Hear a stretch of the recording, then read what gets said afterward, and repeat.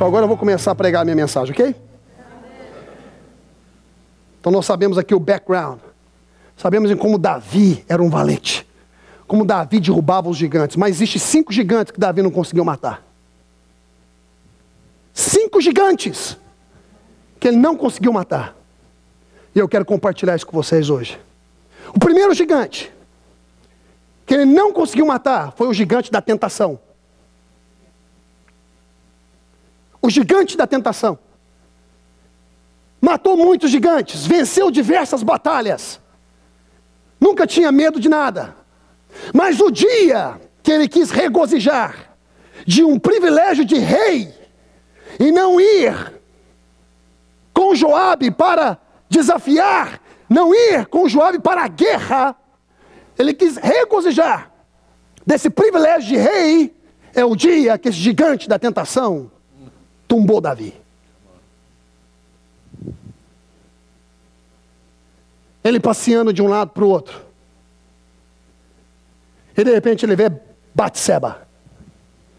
Batseba. É interessante observar, right? Que com Adão e Eva foi a mesma coisa. Em Gênesis. Dando conversa para quem não deveria dar. Se ocupando com coisa que não deveria estar ocupado. Interessante como a tentação muitas das vezes bate nas nossas portas. De diversas maneiras e diversos aspectos. Porque aquilo que é tentação para você, talvez não seja tentação para mim. É por isso que a palavra de Deus diz assim, que cada um é tentado conforme a sua concupiscência.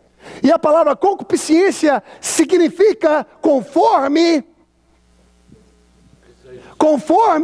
as suas fraquezas.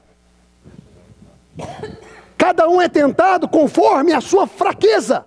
A sua, outra palavra, debilidade. E é interessante como Davi, caminhando de um lado para o outro, era suposto estar na guerra como um pastor defendendo as suas ovelhas, matando os gigantes. Ele fica em um local onde ele pensava que é um local seguro e que um gigante não vai se levantar. Meu querido, deixa eu dizer uma coisa. Se você tumba um gigante, você não pensa que vai vir outro querer te tumbar? Já viu aquele negócio que atrás de montanha tem montanha? E todo dia você tem que desbravar, você tem que lutar, você não tem outra opção. Agora a certeza que temos é que não importa quantas vezes temos que lutar, nós sempre temos a vitória. No final nós sempre vencemos. Agora Davi caminha para um lado para ver Batseba nua. E algumas linhas teológicas creem que Batseba como que fez aquilo de propósito, para poder chamar a atenção de Davi. Eu não creio nisso. Mas é uma linha teológica. Eu não creio nisso. Porque primeiro, Batseba nem sabia que Davi tinha ido para a guerra ou não. Já tinha passado o tempo. É o tempo de Davi estar dormindo. E ela estava na propriedade dela, no pátio dela. Ela tem o direito de fazer o que quiser. Mas dali Davi viu. Meu querido, o problema não é ver. O problema não é ver. O problema é desejar. Tentação. O gigante da tentação. E se o negócio fica só dentro de você, é fácil o Espírito Santo resolver. Ele está lá dentro, ele vai conversar contigo. Mas se você começa a manifestar aquele desejo para fora, aí é onde o problema começa a criar forma. Estão entendendo o que eu estou dizendo? É um negócio que ficou um pouco mais profundo. Tentação. Vou falar para vocês qual que é o significado de tentação. É uma palavra de derivação da palavra singular de tentar. É uma derivação da palavra tentar. Fala tentar. Tentar. E ela significa isso aqui, ó, tentação. Ato ou efeito de tentar. É uma ação que te tenta a fazer algo. Ato ou efeito de tentar. Estão comigo? 2. Movimento interior que nos instiga a fazer o mal. Olha que interessante isso aqui. Não é um movimento exterior. Na língua portuguesa, essa palavra é definida como um movimento interior. Ou seja, não é o que está do lado de fora que pode te tentar, mas sim a sua fraqueza e a sua debilidade e a sua decisão em se sentir tentado ou não. É um movimento interior. Você decide. Você decide. Está entendendo o que eu estou dizendo? 3, é um apetite. Um desejo, olha isso, watch this. Um desejo violento. Quando a tentação vem, não é uma tentação suave. Não existe uma tentação suave. Ela vem para te derrubar. Ela vem para te aniquilar. E a palavra conjugada de tentação, a gente busca algumas definições. Eu dou 10 definições para vocês rapidamente. Significa buscar, procurar, tratar de conseguir. Será que não foi isso que Davi fez? Sempre quando você se sente tentado por algo, você quer de qualquer forma procurar por aquilo, você quer alcançar aquilo, você quer ter aquilo, você quer possuir aquilo. 2, instigar, induzir ao mal. 3, empreender, intentar. 4, pretender. Quantas vezes Davi pretendeu? 5, exercitar, experimentar. 6, provocar. 7, olha só, pôr à prova. 8, expor-se. Ele se expôs. 9, arriscar-se, aventurar-se. Meu amigo, tem muita aventura que custa caro. A gente tem que ter atenção.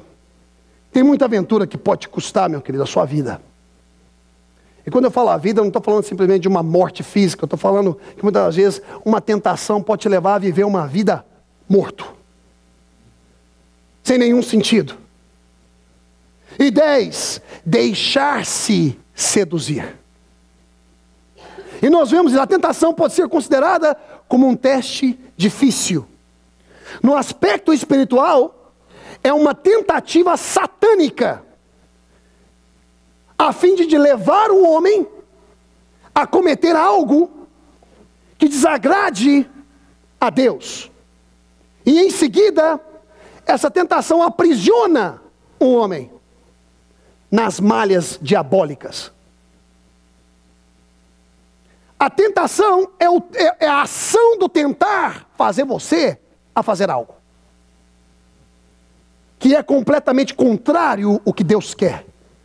Completamente contrário princípios e valores na palavra de Deus. Completamente contrário princípios da própria humanidade, muitas das vezes. 1 Coríntios capítulo 10, verso 12. Diz assim: aquele, pois,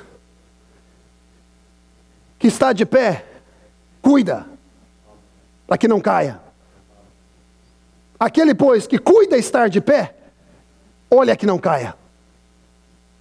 Não existe ninguém que pode bater no peito e falar assim: eu sou o cara. Se você chegou nessa posição, campeão, cuidado. Cuidado. Eu disse cuidado. Segundo gigante que Davi não conseguiu matar foi o gigante do adultério.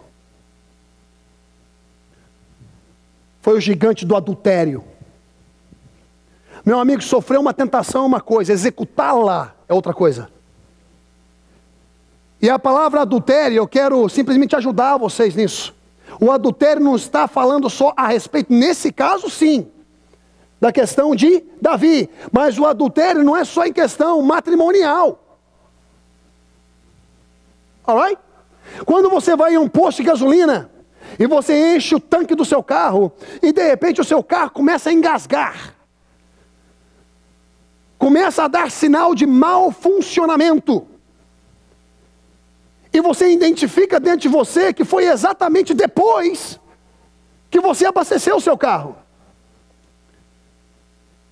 e você procura saber e ver que aquela gasolina estava adulterada. Então o que é uma gasolina adulterada? Uma gasolina adulterada é quando possui componentes químicos que não pertencem a ela. Componentes dentro daquela fórmula que não pertence originalmente àquela fórmula. Isso é um adultério. Um adultério em matrimônio é porque alguém coloca um componente dentro daquela fórmula que não está suposto a estar.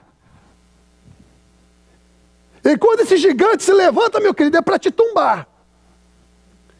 É por isso que enquanto ainda é tentação, meu querido, tenta lidar com aquilo. Cancela isso em nome de Jesus. Não seja entregue às paixões carnais. E seja em todos os sentidos. Tem gente que não é questão de tentação só com mulher ou homem. Mas é tentação de fazer alguma coisa no trabalho. Tentação de mentir. Tentação de fofocar. Tentação quanto às questões religiosas. Não abrir a mente para entender a graça de Deus.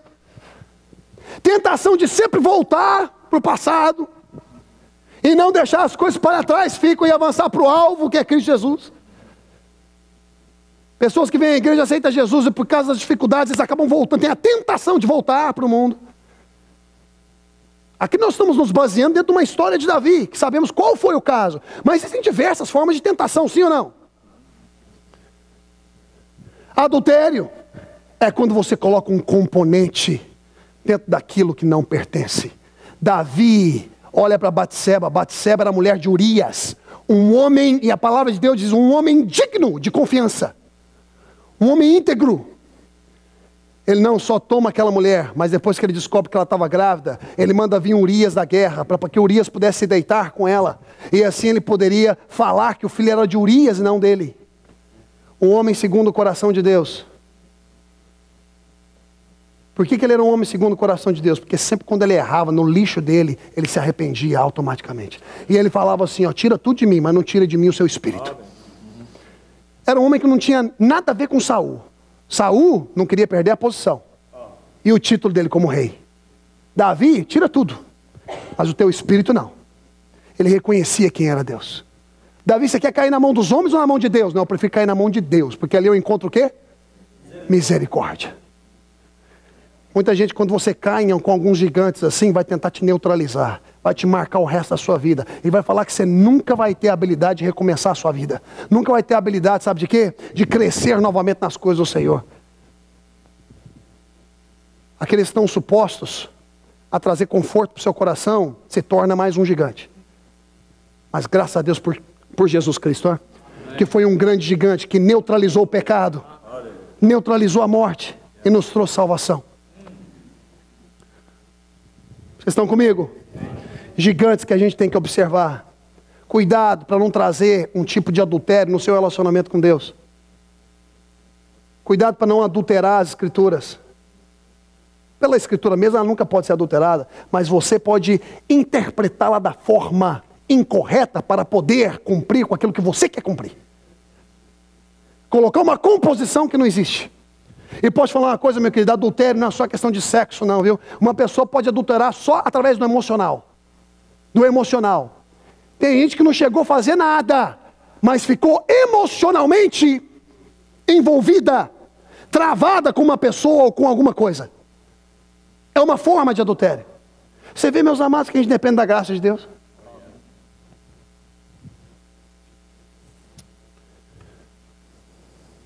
Terceiro gigante. Malícia. Malícia. Porque Davi não só foi derrubado por aquela tentação, ele não só cometeu o adultério, mas ele teve a malícia de programar tudo em como ele iria fazer para se livrar daquilo, sem levar pelo sangue. Eu vou falar uma coisa para você, todo erro tem que passar pelo sangue. Não há remissão de pecados sem derramamento de sangue. Meu querido, quando você erra, você tem que ir para o sangue. Tem gente que erra e corre, igualzinho Adão e Eva fez. Quando você errar, não corra de Deus, corra para Deus. O sangue de Jesus está fluindo na sua vida. Ele funciona como um antivírus. Mas o sangue de Jesus que flui nas suas veias também flui para te transformar. E transformar a sua mente, a fim de que você caminhe da forma que Ele quer que você caminhe. Vocês estão entendendo o que eu estou dizendo? Malícia. Ele programa tudo em como ele ia fazer. O fato é que não deu muito certo o plano de Davi, right? Não deu muito certo porque Urias chegou e ele falou, vem Urias, coma comigo. Agora Urias, que você já comeu, vai e deita-se com a sua esposa. E Urias, um homem íntegro, um homem digno de confiança, ele ficou ali na porta do palácio e falou, não, eu? Me deliciar com minha esposa enquanto os meus companheiros estão na guerra dando sangue? Mas de maneira nenhuma, eu vou ficar aqui na porta do rei.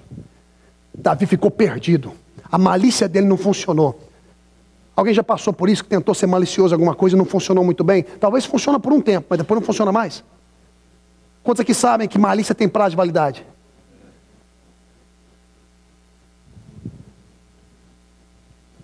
Então aí, você levanta o outro gigante.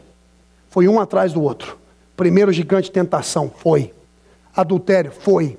Malícia, foi. Agora entra o quarto gigante. Orgulho. Quanta gente que se deixa ser derrubada pelo orgulho. A palavra de Deus diz em Provérbios que antes da queda veio o orgulho. Antes da queda de uma pessoa vem o orgulho. E o orgulho, tem muita gente confundindo hoje em dia sinceridade com arrogância. Tem muita gente confundindo hoje em dia a posição de uma pessoa em simplesmente chegar e com agressividade fazer as coisas acontecer com orgulho. Tem muita gente confundindo mediocridade com humildade. Tem muita gente confundindo ousadia com ser abusado. Vamos entender, discernir bem as palavras e o significado delas. Orgulho. Orgulho é quando você não quer reconhecer que você precisa de Deus. Quando você não quer reconhecer que você precisa renovar sua mente. Quando você não quer reconhecer que aquele mal que você fez, você precisa chegar e se apresentar a Deus e falar: Senhor, eu errei. Você não se apresenta a Deus com medo de que Ele talvez não vai te perdoar porque o erro foi muito profundo. Não, você se apresenta com a certeza que você já foi perdoado. Mas é a atitude sua, o arrependimento, meu querido, é para você. É o sinal da sua mudança. O arrependimento é a voz que fala que eu não vou mais para aquela direção, eu vou para aquela. Eu reconheço que aquela direção não foi muito boa. Esse é o arrependimento. Arrependimento não é para trazer condenação, não é para expor ninguém. Orgulho, depois de tudo que aconteceu, ele não quis reconhecer o erro dele. E o que é que ele faz? O que é que Davi faz?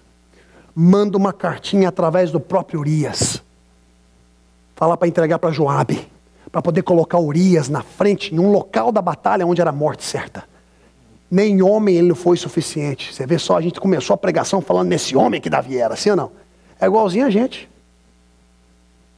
Mas nem homem suficiente ele foi. Porque ele sabia da integridade daquele homem. Ele sabia que ele não podia tocar naquele homem. Porque Davi era um homem íntegro. Todas as falhas que ele cometeu, ele é um homem íntegro. Talvez se eu cometo uma falha dessa hoje em dia, vocês vão falar que eu não sou íntegro, sim ou não? Se Davi estivesse na igreja hoje, o que a gente ia fazer com ele? Conversa comigo um pouquinho aqui. Vem aqui para minha sala. Vem para minha sala da minha casa. Vem cá. Se Davi estivesse aqui hoje e Batseba estivesse do outro lado. E aí vocês descobririam isso. E mais, Davi, você descobre que não só foi isso, ele matou também um camarada que está do outro lado. O que a gente ia fazer com ele na igreja hoje em dia? Nem vamos lá, right? Nem vamos lá, right? Orgulho, ele ainda manda matar o campeão. Você lembra do orgulho de Davi, quando ele tentou levantar o censo? Ele levantou o censo. E Joabe, que é um camarada meio sanguinário. Muitas coisas que Joabe falava não tinha censo não, mas essa teve censo. Ele falou: Davi, você quer levantar censo para quê? Por causa do orgulho. Ele queria saber quantas pessoas serviam ele. Mas o povo servia ele. Não, vamos levantar o censo. Davi, não faz isso, Davi. E olha o que aconteceu. Isso não é mensagem para hoje, mas só para dar base de que uma pessoa, mesmo um rei, pode pensar às vezes um pouco torto. É por isso que o coração dos reis estão na mão do Senhor. Provérbios 21. Terceiro gigante, o quinto gigante, a traição. A traição é baseada na mentira. É um dos piores, se não o pior golpe que alguém pode receber de um amigo ou de uma pessoa que se considera ou que se ama. Traição pode ser entendido como deslealdade, desapontamento da expectativa que você deposita em alguém. É desvendar os segredos de outrem, entregar um amigo aos seus inimigos. É também decepcionar um amigo além de ser pego em um engano. infidelidade, traição.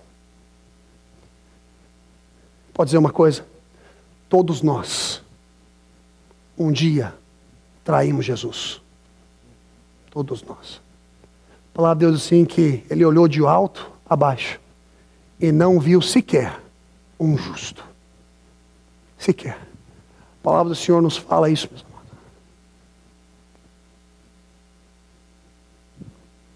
Mas Deus amou o mundo de tal maneira que Ele deu o Filho único para que todo aquele que nele crê não pereça, mas tenha a vida eterna. Porque Deus amou o mundo, quanto mais os seus filhos.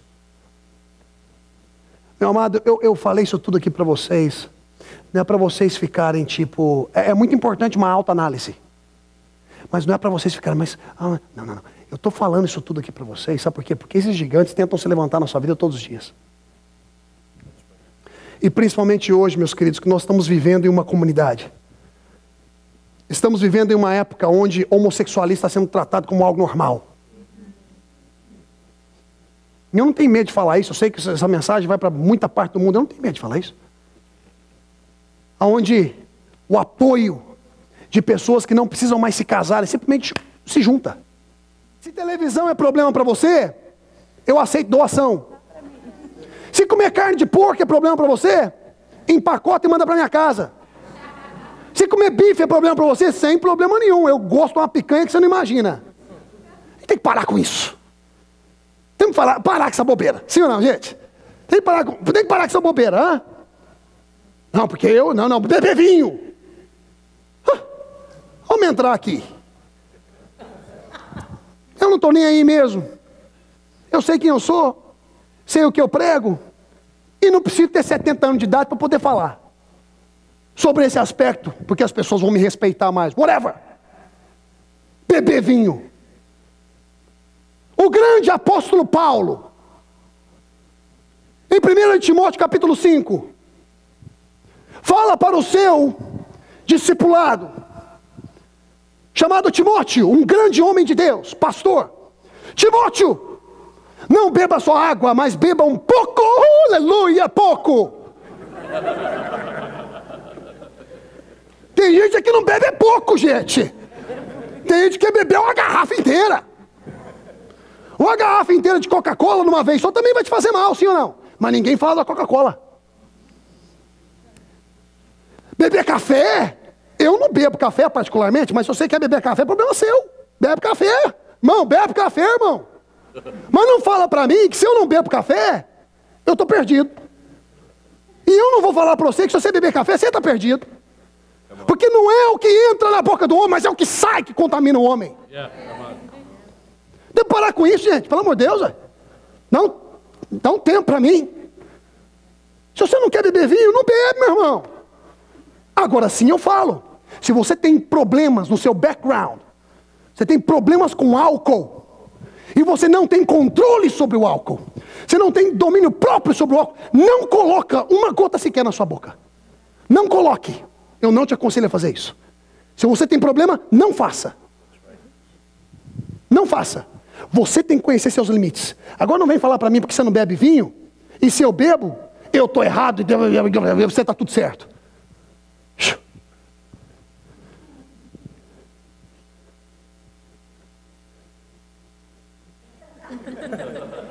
Espero ver esse mesmo número no próximo domingo, ok, na igreja?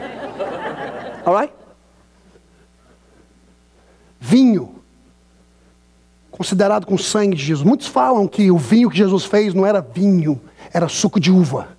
Give me a break. Me dá um tempo. Jesus disse, me tiveram como beberrão e comilão. Muitos falam que Jesus não bebia vinho. Quem disse que Jesus não bebia vinho? E muitos falam que é porque ele tomou o voto nazareno. E o voto nazareno, um sacerdote não podia tomar vinho, porque diz em Levíticos que o sumo sacerdote que entrava na presença de Deus, ele não podia colocar nenhuma bebida forte na boca. Diz lá em Levíticos, é verdade. Mas o fato é que Jesus é sumo sacerdote, não pela ordem de Arão, mas pela ordem de Melquisedeque. Melquisedeque. Não tem nada a ver com isso. Ele fez o melhor vinho, porque ele é a videira da uva. E nós pegamos a uva, jogamos para o chão, e pelas suas pisaduras nós fomos sarados. Aquele sangue sai, aquele líquido sai, é colocado na sepultura. Aleluia, mas depois sai refinado, sai ressuscitado, para que a gente possa degustar. Ele considera o vinho como algo puro. O fato é, meu querido, que você pode pegar algo puro, se você não tem controle sobre aquilo, você vai perverter aquilo. O problema não está no que você ingere, está no seu domínio próprio. Porque muita gente aí é contra vinho, cerveja, me fala o que você é a favor, pelo amor de Deus. Só fala o que você é contra. O que avança a minha vida é o que você é a favor. Leonardo, você é como lateral direito, você não pode fazer isso, não pode fazer aquilo. Me fala que eu tenho que ir na linha de fundo e cruzar. É isso que vai funcionar para mim. Não é que eu não posso pegar a bola com a mão. Vocês estão entendendo o que eu estou falando, gente? Tem muita gente por aí falando só o que você não pode fazer. Você não pode. O que eu posso? Problema com vinho, problema com isso, problema com aquilo, problema com cigarro. Esse assunto, gente. Tudo que faz mal para a sua saúde. Beber Coca-Cola faz mal para a sua saúde, se você beber ao extremo. Beber café, excesso de cafeína, faz mal para a sua saúde, se você beber no extremo. Então para de ficar combatendo só quem fuma. Quer que fale desse assunto? Vamos falar desse assunto. Não sei nem porque eu fui aí, mas são os gigantes, né? Vamos matar gigante aqui então. Vamos derrubar gigante. Já eu termino. 5 minutos eu termino. Açúcar. Eu sou louco por açúcar. Estou 2 dias tentando sem ficar açúcar. Estou com dor de cabeça, estou enjoado. Tá vendo? O motivo de eu estar pregando desse jeito é porque eu estou sem açúcar. Se eu tivesse açúcar, ele ia ser mais perigoso ainda. Rapaz, eu pego uma caixa de bombom e eu como ela numa sentada. É um absurdo isso. É uma falta de controle incrível. Depois o nego fica reclamando dos pneus. Olha os pneus aqui. Tá andando de costas, parece que você tá de frente. Vai lá dar treino de futebol para os meninos olham assim, tirar a bola de bata da camiseta do treinador.